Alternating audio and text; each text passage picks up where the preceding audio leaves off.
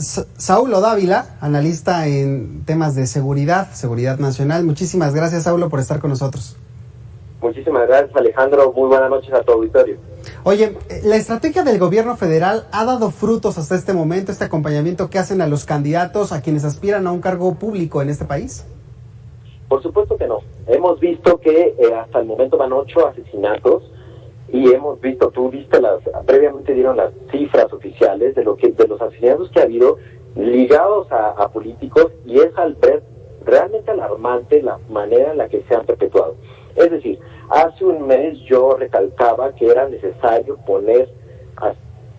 hacer puntualmente un seguimiento a todos los candidatos políticos en este país, a quienes solicitan auxilio, a quienes solicitan ayuda al gobierno federal. ¿Por qué? Porque es imposible para ellos poder protegerse del crimen organizado. Y en ese sentido, el gobierno federal tiene que actuar, tanto la policía local, las policías locales, como la Guardia Nacional, el Ejército y la Marina, tienen que estar comprometidos a salvaguardar la vida de esos políticos. ¿Por qué? Porque es un tema de gobernabilidad. No podemos dejar de lado la gobernabilidad de este país. Y hace un mes yo también recalcaba que el hecho de que estos políticos cayeran en manos del crimen organizado ponía en manos del mismo crimen organizado de sus municipios o estados incluso. Entonces, si no podemos controlar ese tipo de situaciones, tampoco vamos a poder controlar el país. Saulo, y en ese sentido, también sí. Me parece importante esto que estás señalando sobre los grupos criminales, pero te haría una contrapregunta en relación a este comentario.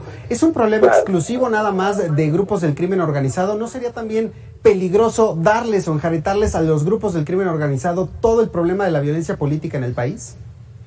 Tenemos hoy en día, claro está, un problema, y es el crimen organizado. El crimen organizado es el principal responsable de la violencia política que se vive, de la violencia no solo política que se vive en este país. Y en ese sentido, sí es posible, como tú dices, entre comillas, enjaretarle al crimen organizado el problema de la violencia política. ¿Por qué? Porque es el principal,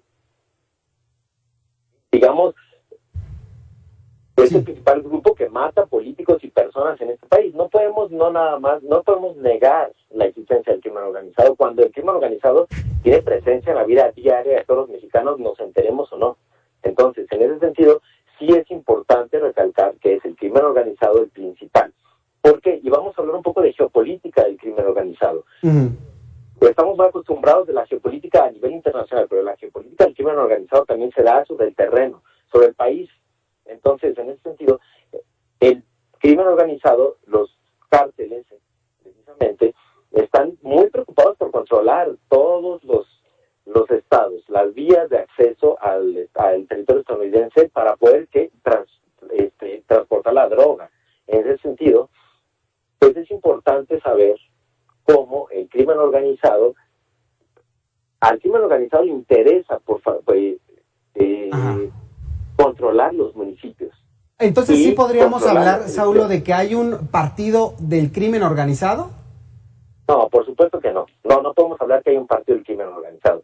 ¿Por qué? Porque si hablábamos de un partido del crimen organizado, estamos hablando que un grupo del crimen organizado controla todos los estados, o es un solo cártel que controla el país. Por supuesto que no. Tenemos varios grupos del crimen organizado. Y hablamos hoy de una federación de narcotraficantes conducida por el cártel de Sinaloa.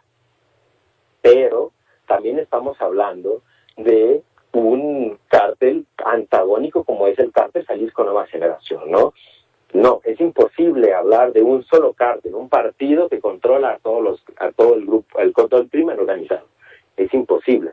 Entonces, estamos hablando de un problema, ¿sí?, que debe ser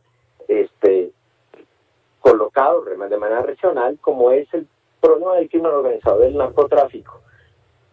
No podemos combatir el narcotráfico pensando en que es el municipio de Gómez Palacio, ¿verdad? Tenemos que combatirlo de manera regional, porque Gómez Palacio enmarca una región completa, como es Gómez Palacio, Lerdo y Torreón, por ejemplo, ¿no? Entonces, en ese aspecto, pues, hay que ir dirigidos hacia allá. Y a mí me extraña que el gobierno federal, sabiendo esta situación, no haya actuado de una manera responsable. ¿Por responsable porque sigue habiendo asesinatos de políticos. Y estamos hablando de un problema de gobernabilidad, porque imagínate tú a las personas que votan en ese municipio, si les asesinaron a su candidato, ¿qué van a hacer el día de mañana al votar? Votar con miedo, por supuesto, el 6 de junio. Claro. ¿No? Y sin saber quién llega realmente al poder, ¿no? Si es un candidato de buena voluntad o es alguien impuesto por los grupos criminales. Exactamente. Y si la Guardia Nacional no está ahí, si el Ejército o la Marina no están allí, las personas de un municipio lejano, ¿qué van a saber? Hablamos muy cómodamente desde el centro del país, pero una persona del Triángulo, entre Durango, Sinaloa y Chihuahua, en ese momento, ¿qué van a pensar, no? Voy a votar por quien me digan, por supuesto.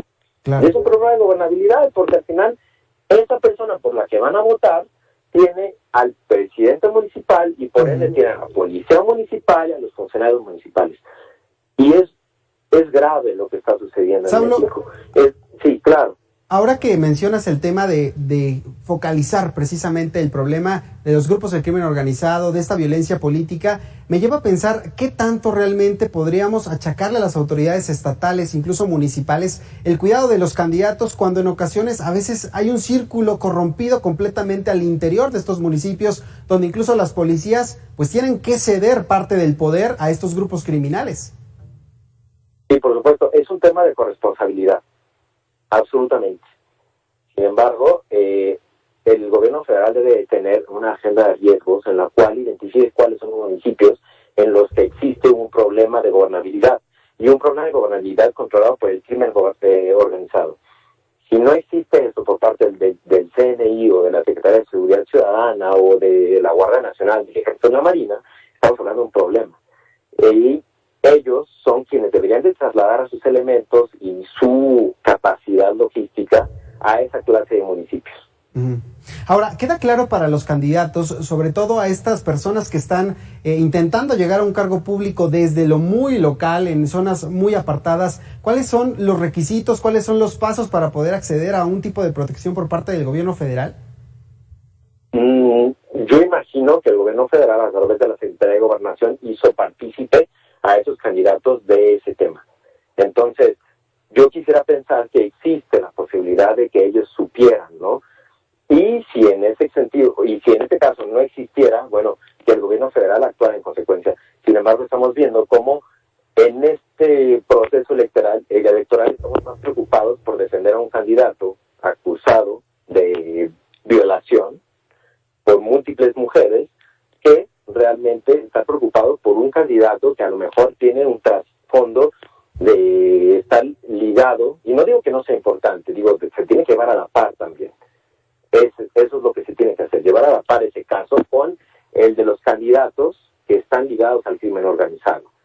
Entonces, de eso no se ha hablado, y hemos visto que existen municipios en muchos estados, como Guerrero, Michoacán, Durango, Baja California, Sonora, Chihuahua, en los cuales, Tamaulipas, por ejemplo, en los cuales cuando llegan los candidatos está completamente tomado el municipio o completamente tomado la policía estatal por los narcotraficantes que son controlados. Entonces, eso es un problema muy grave para el gobierno federal y un problema que estamos muy ocupados en echarle la culpa a gobiernos anteriores o en echarle la culpa a los gobiernos locales en lugar de atenderlo.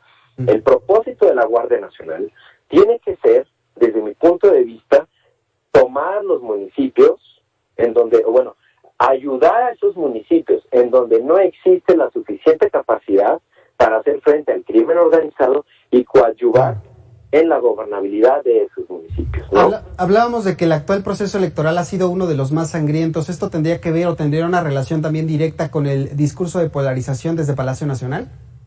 Puede ser, sí puede ser. Sin embargo, yo lo veo más ligado al crimen organizado. Y el crimen organizado no ha sido controlado por el gobierno federal. 2020 y 2019 fueron años más violentos que los anteriores.